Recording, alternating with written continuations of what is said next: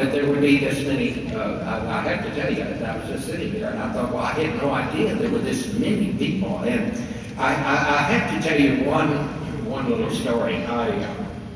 Looking out on a cold day like this reminds me of some years ago I was invited to go down and speak at a college in the Bayou country of Louisiana College was the name of it. It was a beautiful spring day. I mean, the flowers had just come out, and I walked into the auditorium, and every seat in the auditorium of this school was taken. Kids were sitting in the aisle. I looked up in the balcony. Every seat in the balcony was taken. There's no air conditioning, and I looked out. There were these big windows that ran down this side of the auditorium. All the windows had been raised. Kids were actually sitting in the windowsills. And I looked out the window right next to the speaker's podium, and there was a tree.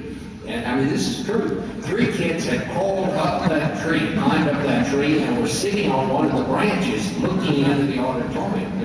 And I said, well, this really kind of chokes me up that, on a beautiful day like this, young people would come out to hear me speak, this many. And a kid on the front row said, it's mandatory.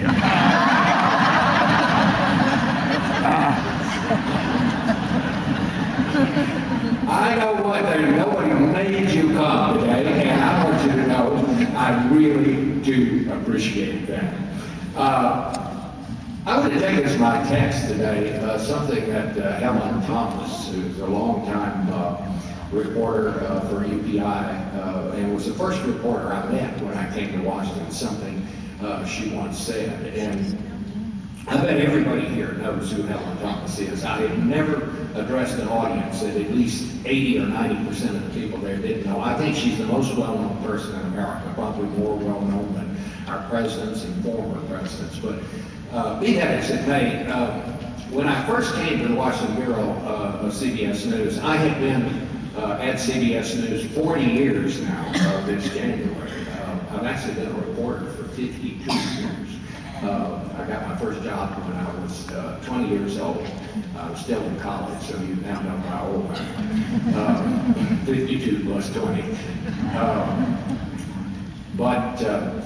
The first reporter I met when I came to Washington was Helen Thomas. And I was the rookie in the Bureau, and Helen worked for UPI, and we were the 2 reporters that were generally sent over on Sunday morning to cover the church services at the White House. And he said, what, church services? Yes, people had forgotten this, and why more of a to-do wasn't made about it, the way we talk about separation of church and state now. But Richard Nixon, in his first year in office, used to hold church services in the East Room of the White House. They would invite a visiting minister.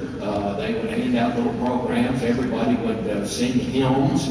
And then when it was over, everybody would line up in a little line and go up and shake hands with the president. And they'd have coffee and donuts. And White House staff always used this as sort of a social payback. When people would invite them out to dinner, they'd invite them to come to the White House at these church services. And maybe that's why nobody made more of it than they did, because it became more of a social, really, than a religious thing, in my view. But anyway, I always got sent over there to cover it because I was the rookie in the Bureau, and had there been any news, I would have had to go back to the Bureau and give it to Dan Rather, who was the White House correspondent, and he would have reported it. But there was never any news. I was just sent over there, as you often do when you're the lowliest reporter on the totem pole, to make sure that nothing happened. But we were there one Sunday morning. Helen was there with me. We were the only 2 reporters, and the security in those days wasn't nearly the way it is today, and it seemed more lax than usual. Maybe the Secret Service was looking the other way. I don't know what it was, but when the hymns were over and they were getting ready to have their seated line, Helen said, "Get in that line." And I said, "Well, Helen, we're not supposed to get in the line. That's where they get in the line. We'll ask the president some questions." I said, "Well, I don't have any questions." She said, "We'll think of some questions." So we get in the line, we're working the way up. Well, there was a story going around Washington that Nixon was going to bring in some new advisors, and we didn't know where they were coming from, whether they were coming from outside the government or what. So we're getting up there, and she said, "Ask him about those advisors." So I got up, shook hands, and I said, Mr. President, these advisors you're bringing in, I said, are these going to be, are they coming from outside the government? Are they in-house advisors? Oh no, he said, they'll be out-house advisors. And he said, oh, no, well, you know what I mean. No one else would call that an interview, but I do. And because I call that an interview, I can say that I have interviewed every president since Richard Nixon. And I called my mother and told her about it. She said, well, I think that was a very good question. And she was very proud of me. So I always remember that. But getting to what Helen Thomas once said, and what was the text of my lecture here this morning. Years later, when I was the White House correspondent and Gerald Ford was the president, Helen was still the White House reporter covering the White House for UPI. And one day they brought Henry Kissinger in to give us a background briefing. And the press secretary said, now, Dr. Kissinger is very busy. He has 20 minutes. He does not have 1 minute longer. We cannot let this go longer than 20 minutes. So you'll have to keep your question short. Well, Kissinger, of course, ever in a ham, said, well, you know, being a college professor, I'm not sure I can hold my lecture to 20 minutes. I usually speak for 40 minutes. Helen on the front row said, just start at the end. Really did. You don't kiss your head laughing that. I saw him the other day and I was reminding him of that. And he said, you remember that? And I said, I sure do, and I'll never let you forget it. I tell every crowd that I addressed about it. And he got a really big kick out of that. But I think I will. I am going to start at the end today. I'm going to start at the end and talk about the question that when I go out to talk, people always ask me, and that is, what politician most influenced you or had the most impact on you? And for me, growing up in Texas as I did out on the north side of Fort Worth, the answer is Lyndon Johnson. And he was the first politician I ever knew about or was conscious of. I was 10 years old. 1948 was the year Truman was running against Dewey for the presidency. But the big news in Texas was that Lyndon Johnson was running for the United States Senate. This was a very big deal when we heard that he was coming to our neighborhood and was coming to speak at the vacant lot where we all played baseball. So my dad took me and my next door neighbor and their kids all came, and it was a big thing in our community out there on the north side of Fort Worth. And the reason it was such a big deal was we heard he was coming in a helicopter, and we had never seen a helicopter. So we all went down to this lot, and we're standing there, and all of a sudden, up in the sky, here's this airplane with no wings. We'd never seen anything like it. And then this, on the PA system, this is your candidate for the United States Senate, Lyndon Johnson. We were absolutely terrified. We knew how Moses felt. That burning bush was talking to him. We didn't know if it was a politician. We didn't know if it was God. We didn't know what it was. Just a voice coming out of the sky. And then this helicopter landed. Mind you, we'd never seen a helicopter. So all the dust was raised, and we're all standing there in complete awe. And then Lyndon Johnson gets off that helicopter, and he's wearing his hat.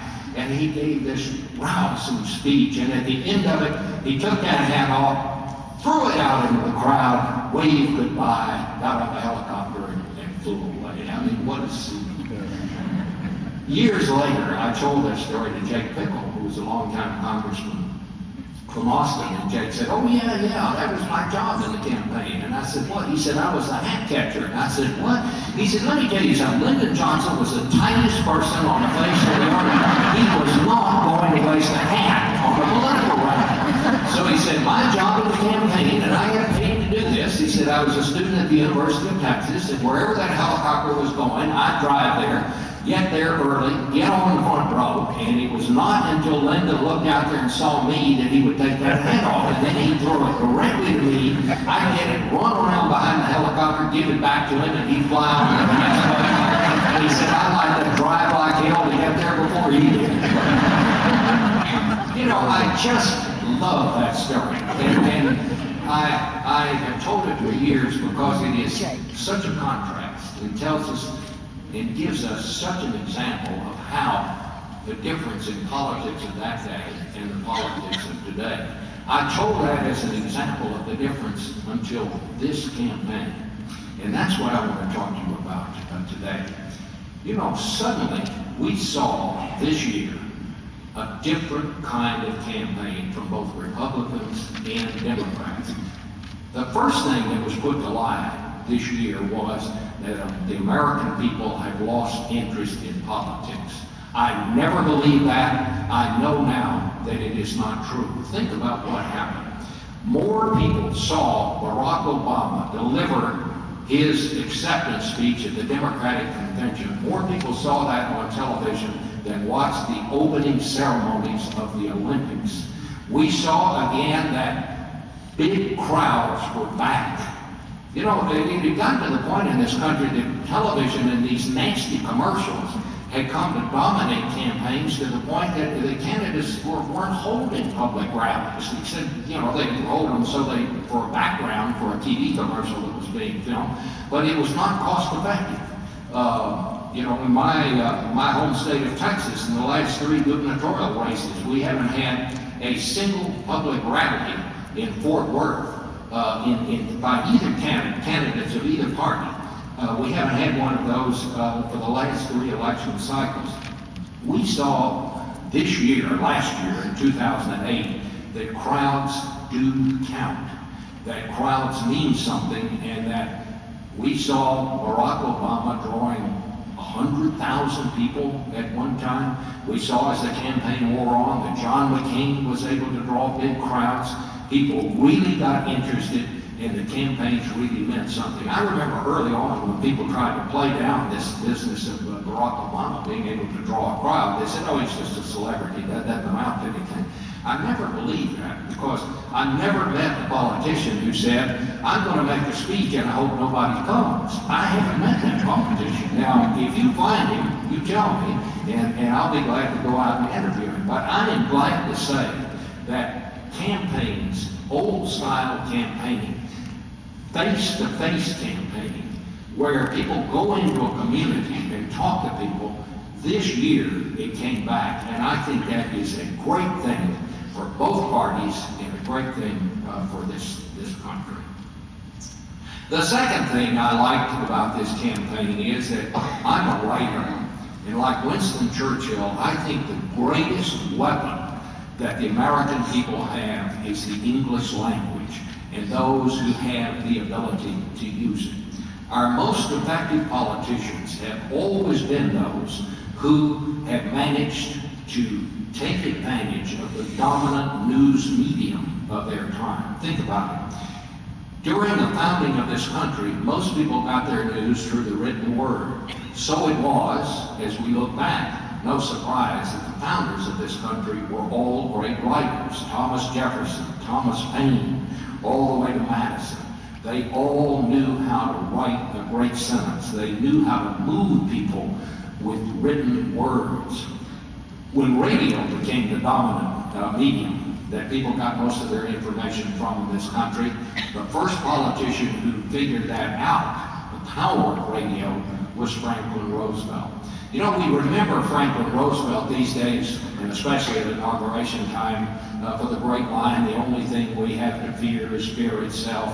The line that he used in his inaugural in 1932. But do you know that it didn't even make the leads of most newspaper stories of that day? What people came to remember Roosevelt for, and the great communication skill that he had, was when he figured out that when you're on the radio, you're talking to 1 or 2 people at their kitchen table. Until Roosevelt came along, most politicians who used radio spoke in a voice as if they were addressing this crowd or 40,000 people at Soldier Field. Roosevelt knew it was just a conversation between friends, and it was those conversations, the fireside chats, that helped to bring America out of the Great Depression. When television became the dominant medium, it was Jack Kennedy who was the first politician who figured out his power and how to use it. Dwight Eisenhower he was the first president to allow his news conferences to be televised. It's almost quaint when we think back on it, but he would not allow them to be broadcast until after a written transcript had been presented to his press secretary and had been reviewed. People were so unsure about this new medium that they were afraid the president might have a slip of the tongue and set off war or something. Kennedy said, well, that's ridiculous. He had great confidence in himself. He allowed his news conferences to be televised live. He charmed the American people, and he changed forever the presidency and how it operates. Again, because he was the first to figure out the power of the dominant communications media of his time. What we have come to learn since is some people have learned to use television, some very good politicians have not. And really, it has cost them. When I think back, I think one of the great tragedies of the Lyndon Johnson presidency was, if he were in this room with us, if he were standing here at this podium, if he were out there talking to 4 or 5 of you, you would find him the most imposing, the most impressive, the most daunting individual you had ever met. I mean, he would just simply suck the oxygen out of the room in person. But on television, he came across as Colonel Cornwall, and that really hurt him. He knew it. He tried to figure it out. He never did, and it was one of the reasons in the end that he had great problems that he did. I think one of the reasons that Barack Obama succeeded during this campaign is that he is the best communicator, in my view. Certainly maybe the best writer and orator since John Kennedy, maybe Adlai Stevenson, and probably the best writer, at least as far back as I would say Pat Buchanan and Bill Safire, who wrote some wonderful zingers for Richard Nixon. But I think as we analyze it, and I want to talk about this just a little, the victory was more than just speeches and crowds. He caught the mood of the country, as most successful politicians always do. It's been my observation over the years that most successful campaigns, Democrats and Republicans, can generally be summed up in one slogan. Ronald Reagan asked, "Are you better off now than you were 4 years ago?" And that took him to the presidency. Jimmy Carter said, "I promise I will never lie to you." Now, when you stop and think about that, that's probably the least we should expect of our public officials, and it had always been. But following Richard Nixon, it caught the mood of the country, and he rode that to victory. Then, of course, Reagan came along with his slogan and succeeded him to the White House. This time, Barack Obama came up with what I think was one of the best political slogans anyone ever came up with. Yes, we can. Why was it a good slogan? Because when you said it, it made you kind of feel good. You didn't know exactly why. And if you asked the follow-up question, yes, we can what?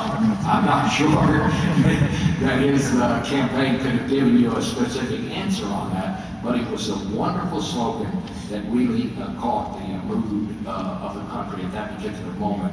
I think during the primaries, as we look back on it, we have to say that Obama ran a very smart, well thought out campaign.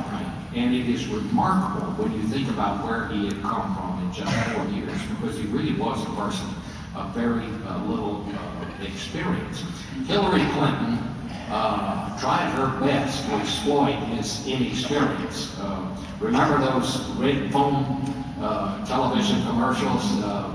People in those early primary states got to hear that red phone ringing in the White House thousands of times in television commercials during that campaign. But I have to say, my favorite ploy of the Clinton campaign during that primary, trying to exploit Barack Obama's inexperience, was when one of her advisors told me, she said, and this is just almost a direct quote, "If you want to know how inexperience can hurt a president, you just think back to Bill Clinton's first year in office." And I said, wait a minute,